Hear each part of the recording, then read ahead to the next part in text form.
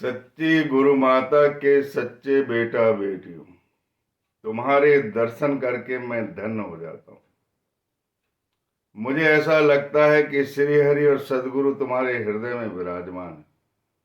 श्री हरि और सदगुरु में कोई भिन्नता नहीं है। हमारी गुरु माता हमसे कहती है कि सदैव श्री हरि का स्मरण करो, उनके नाम का गजर करो। इस कलयुग में नाम स्मरण ही उद्धार का एक साधन है। हे बेटा बेटियों, साईनाथ महाराज के 47वां अध्याय हमारा समाप्त हुआ, जिसमें सांप और मेंढक की कहानी, पुनर्जन्म की कहानी हमने अपनी गुरु माता के मुख से सुनी। ये जो कहानी वर्णित की गई, हेमांड पद को मैं नमन करता हूं। बड़ी सुंदर कहानी, बड़ी शिक्षाप्रद कहानी है। और इस कहानी के पीछे एक ही राज है। ना तो हमें सर्प बनना है अगली योनि में, और ना ही मेढक बनना है। हमें सदैव अपने श्री हरि का स्मरण करना है, लाचारों की मदद करना है, भूखे प्राणियों को खिलाना है, और अपनी समदृष्टि रखना, और किसी वाद विवाद में हमें नहीं पड़ना, क्योंकि मालिक एक है, उनके रूप अनेक है। और जहां भी हम जाते हैं वहीं अपने श्री हरि और सदगुरु को पाते हैं। बोलिए सच्चिदानंद सदगुरु साईनाथ महाराज की जय। हे बेटा बेटियों, जब मेरा 39वां अध्याय चल रहा था, बड़ा अनुग्रह वाला अध्याय है, तीसरा स्टेप है, उस समय मुझे एक संस्मरण हुआ था और उसी समय मैं वीडियो बनाना चाहता था। लेकिन साईं की जैसी कृपा होती है, जब उचित समय आता है जब ही वीडियो बनते हैं और जब ही कथाएं बनती है। रात को सोते वक्त मैं अपने सदगुरु का स्मरण करता हूं, और सुबह के जितने बजे उन्हें बोलता हूं कि प्रभु मुझे वीडियो बनाना है, आपके बच्चों के लिए कथाएं बनाना है, शिक्षाप्रद कथाएं बनाना है, जो आपके मुखार बिंद से साईं चरित्र में लिखी है, जीवनी में लिखी है, उसे मुझे उनके हृदय तक पहुंचाना है। मैं 39वें अध्याय से 47वें अध्याय तक आ गया, लेकिन मैंने उस संस्मरण को अभी तक नहीं बता पाया। आज के दिन ब्रह्म मुहूर्त में ये संस्मरण मैं आपको सुनाने जा रहा हूं। हेमांड पद लिखते हैं कि सपनों की बात जो देवताओं की तरफ से आती है, और जो शुभ सपने होते हैं, वो किसी को नहीं बताना, माने किसी को नहीं बताना चाहिए, ऐसा जन साधारण की भावना रहती है। लेकिन हेमांड पद कहते हैं कि सपने जो है उजागर करना चाहिए। बुद्ध कौशिक ऋषि ने राम रक्षा स्रोत स्वप्न में पाया और जन हितार्थ में सबको प्रसादित किया। जब 39वां अध्याय में गीता के चौथे अध्याय का 34वां श्लोक, जो साईनाथ महाराज ने व्याकरण सम्मत समझाया, उसकी कथा गुरुवार के दिन बनने वाली थी। पिछली बात कर रहा हूं मैं। 39वां अध्याय गुरुवार की रात को मैं सोता हूं पूरा तैयारी करके, और सुबह शांत चित्त से जो साईनाथ महाराज मुझसे कहलवा देते हैं, उनकी जीवनी के अनुसार, थोड़े शब्दों में गलती हो सकती है, और कभी गलती होती है तो मैं अगले वीडियो में सुधार भी लेता हूं। गीता के चौथे अध्याय के 34वां श्लोक, जो भगवान श्री कृष्ण अर्जुन को समझाते हैं, तद्विद्धि प्रणिपातेन परिप्रश्नेन सेवया उपदेशयन्ति ते ज्ञानम ज्ञानिनस्तत्वदर्शिनः। इसकी तैयारी चल रही थी, और साईनाथ महाराज ने नाना साहब चांदोरकर, जो राजस्व विभाग के डिप्टी कलेक्टर, जो ये अपने मन में ये समझ रहे थे कि साईनाथ महाराज को संस्कृत का ज्ञान नहीं है, और वो इस श्लोक को गुनगुना रहे थे, इस श्लोक का पाठ कर रहे थे। साईनाथ महाराज ने उनसे पूछ लिया कि मुझे व्याकरण सम्मत अर्थ बताइए, और उन्होंने व्याकरण सम्मत अर्थ नहीं बताया, शाब्दिक अर्थ बताया। साईनाथ महाराज ने अनेकों प्रश्न किए उसमें, और जब अनेकों प्रश्न का उत्तर वो नहीं दे पाए, जबकि विद्वान थे, वेद वेदांत में पारंगत, तो वो हतप्रद हो गए। उस श्लोक की कथा मुझे गुरुवार, पिछले गुरुवार की बात कर रहा हूं, 15 दिन पहले की बात होगी,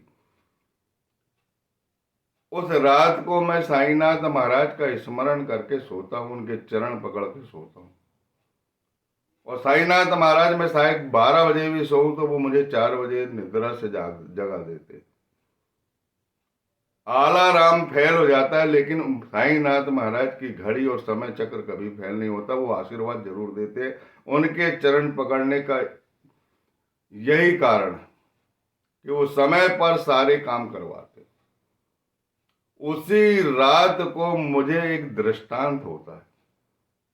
मैं कभी कभी प्रेमानंद स्वामी के वचनों को सुनता हूं, मुझे अच्छे लगते हैं, मैं आत्मसात करता हूं।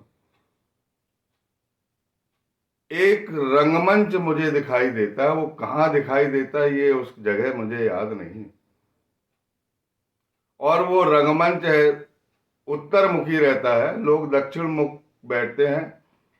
उसके ईशान कोण में प्रेमानंद स्वामी उस मंच के, 3 फीट ऊंचा मंच रहता है, काफी चौड़ा मंच होता है, 40 बाई 50 इतना कुछ होगा, बड़ा सुंदर मंच रहता है। उसके ईशान कोण में वो बैठे रहते हैं और पब्लिक सामने बैठी रहती है दक्षिण मुखी। पीछे पर्दे अर्दे लगे रहते हैं और कुछ लीलाएं चलती रहती है, जो मुझे बहुत दृष्टिपात तो नहीं होती, धुंधला धुंधला दिखाई देता है, लेकिन प्रेमानंद स्वामी के साक्षात दर्शन होते हैं और बहुत प्रसन्न अवस्था में होते हैं। जो बात सच है, मेरे सपने में जो बात आती है, मैं जनहितार्थ के लिए, ज्ञान के लिए, मेरे चैनल ही का नाम है साईं सपने ज्ञान अपने आध्यात्मिक सत्संग। साईनाथ महाराज ड्रीम साईं है, और वो अनेकों साईं चरित्र में अनेकों जगह पर ये लिखा हुआ है कि वो स्वप्न में दृष्टांत देते हैं, जिन पर भी अनुग्रह करना उन्हें होता है। और मुझे बहुत सपने आए, मेरे सपने का सिलसिला बहुत चला, उनकी कृपा है। मैं अपने आप की तारीफ नहीं करता, सन 1983 से उनसे जुड़ा हूं। और जब 39वां अध्याय इस गीता के चौथे अध्याय के 34वें श्लोक की मेरी तैयारी चल रही थी, और मैं गुरुवार को अपने गुरु माता के पैर पकड़ के सोता हूं, उसी समय दृष्टांत होता है मुझे। वह मंच हमें दिखाई देता है जो उत्तर मुखी रहता है, जो करीब 40 बाई 50 का रहता है और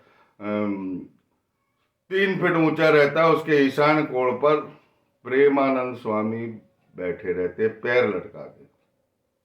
बहुत से लोग उनकी तरफ जाते हैं, लाइन में मैं भी लग जाता हूं, क्योंकि मेरी गुरु माता ने मुझे अपनी जीवनी में सिखाई कि जब भी कोई महान संत और जो देश का राजा है, इनके दर्शन बगैर दक्षिणा दिए नहीं करना चाहिए। और मेरे मन में ये बात भी थी कि प्रेमानंद स्वामी दक्षिणा के लिए, और जो सन्यासी के लिए पूर्णतः पात्र है, वो पूरी पात्रता उनके अंदर है, ऐसा मेरे हृदय में हमेशा रहता। मैं उसी लाइन में लगता हूं। मेरे पास पैसे रहते, मैं हमेशा 5,000 की गिड्डी मेरे पास रहती।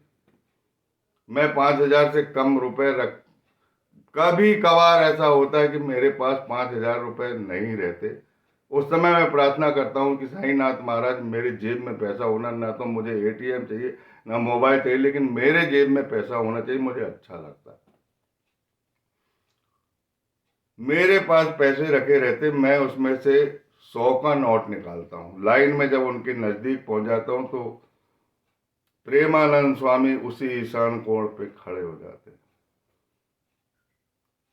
और मैं उनके चरणों को प्रणिपात करता हूं, उसी तरह जिस तरह गीता के चौथे अध्याय में 34वां श्लोक है, जो भगवान कृष्ण अर्जुन को समझाते, वैसे ही चरणों का प्रणिपात करता हूं। प्रणिपात का मतलब अपने प्राणों को उनके चरणों पर अर्पण करना।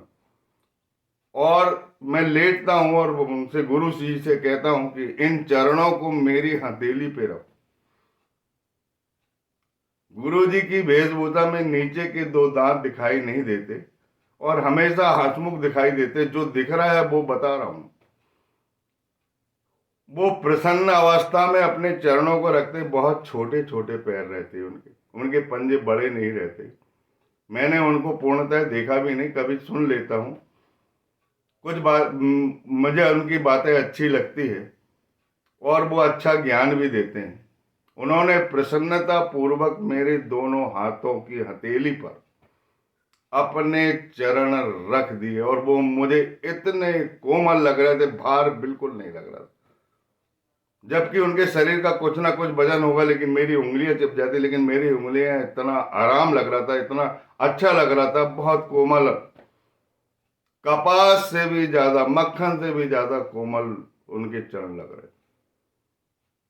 और मैंने उनके चरणों को प्रणिपात किया। तब वो बोल रहे थे कि ऐसा साष्टांग नमस्कार ही करना चाहिए। बहुत से लोग गए, उनके पैर लटके हुए थे, जैसे नेताओं के पैर पड़ते उस टाइप के पैर पड़ लिए। और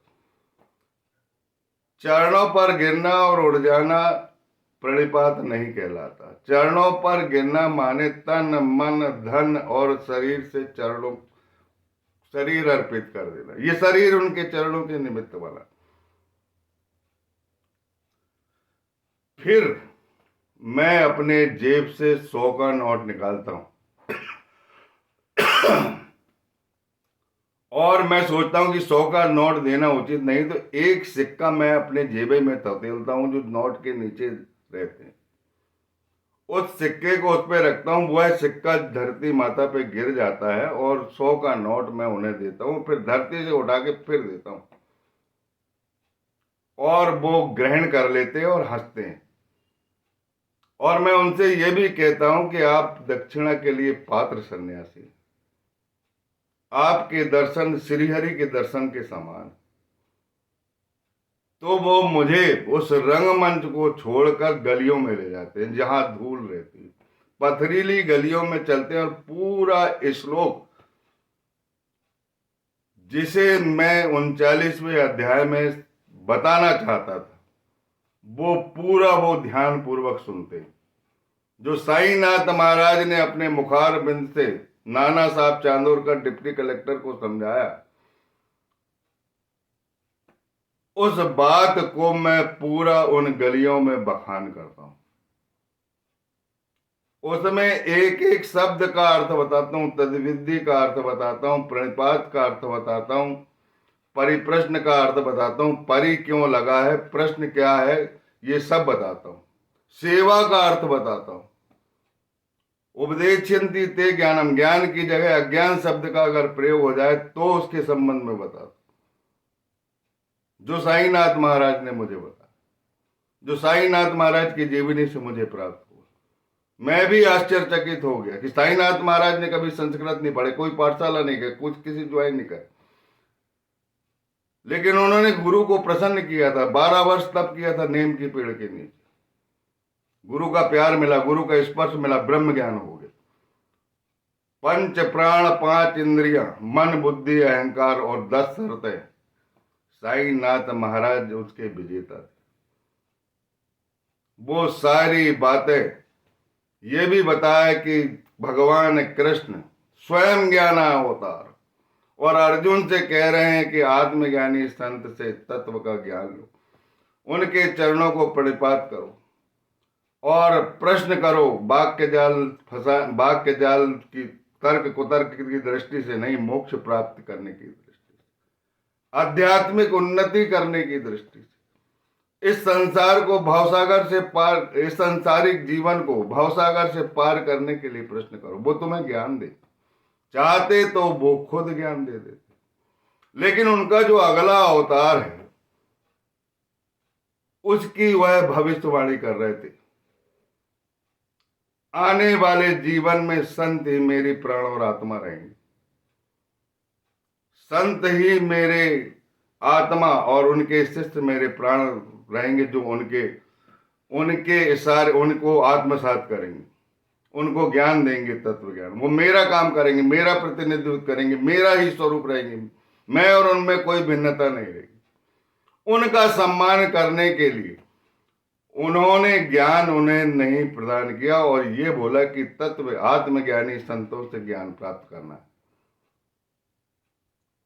वो सारी बातें मैंने प्रेमानंद स्वामी को बताया जो साईं चरित्र में लिखी थी, और वो बहुत प्रसन्न मुद्रा में थी। और हम गलियों में चल रहे थे, गलियों की धूल उड़ रही थी, और वह धूल जो है उसका जैसे ही स्पर्श होता है तो वो अंतर ध्यान हो जाते हैं और मेरी आंखें खुल जाती है, और फिर मैं ब्रह्म मुहूर्त में 39वें अध्याय 34वां श्लोक, चौथे अध्याय, गीता के चौथे अध्याय के 34वां श्लोक पर वीडियो बनाता हूं। और वह वीडियो जो है वो मेरा तीन वीडियो बनते हैं उसमें। उस वीडियो को ध्यान पूर्वक मनन करें, आत्मसात करें। सच्चे सदगुरु के चरण जो है हमें नहीं छोड़ना है। इन चरणों को छोड़कर हमको कहीं नहीं जाना। ये चरण हमारा, ये शरीर, ये तन, ये मन, ये पंच प्राण, ये 5 इंद्रियां उन्हीं की सेवा के लिए बने हैं। तब वो तत्व ज्ञान देंगे और तुम इस संसार से पार रहो। इस बात का मुझे प्रेमानंद स्वामी द्वारा आत्म साक्षात्कार हुआ। बोलिए सच्चिदानंद सदगुरु साईनाथ महाराज की जय। जन हितार्थ के लिए, जन कल्याण के लिए यह सपना, आपको सच्चा ज्ञान आ जाए, आपको सच्चे सदगुरु मिल जाए, आप इस संसार रूपी वटवृक्ष की जड़ों में ना लिपटें, आप किसी धूनी में जलने के ना जलें, बल्कि आपके दुर्गुण जल जाए। किसी चक्की में ना पिसे, ज्ञान के केंद्र की ओर आप आगे बढ़ जाएं, और इस संसार को भवसागर, इस संसार रूपी भवसागर को आप आसानी से पार कर लें। यही मेरी भावना है, इसलिए इस स्वप्न को मैं प्रसारित करता हूं। बोलिए सच्चिदानंद सदगुरु साईनाथ महाराज की जय। अगली कथा जो होगी वो हम 48वें अध्याय में प्रवेश करेंगे और उस प्रवेश कथा में ये बताया गया है कि कोई किसी का भी भक्त क्यों ना हो, उसका परिहास कभी नहीं करना चाहिए। दूसरा, जो इस स्वप्न के संस्मरण को ध्यान पूर्वक सुनेंगे, श्री हरि राधे माधव की उन पर कृपा होगी और उन्हें सच्चे आत्मज्ञानी संत मिलेंगे जो मुझे सांकेतिक रूप से प्राप्त हुए।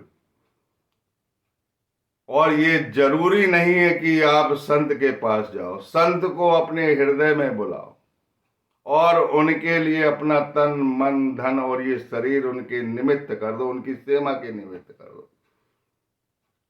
ऐसा भाव आपके अंदर जागृत होगा, सारी कलह, सारी अशांति, सारी वेदना, दंश पीड़ा, ये तमाम जितने भी कष्ट हैं वो सब गुरु माता के माध्यम से श्री हरि अपने इन कष्टों को ले लेंगे और आप इन भवसागर से पार हो जाएंगे। जब भी कोई कष्ट आएगा तो भगवान मूर्ति से निकल कर नहीं आएगा, आपकी व्यवस्था बनेगी, आपका समय पर इलाज होगा, समय पर अच्छे डॉक्टर मिलेंगे, समय पर पैसा देली की व्यवस्था स्वयं भगवान श्री कृष्ण करेंगे। इस कथा को सुनिए और भवसागर से पार होइए। बोलिए सच्चिदानंद सदगुरु साईनाथ महाराज की जय।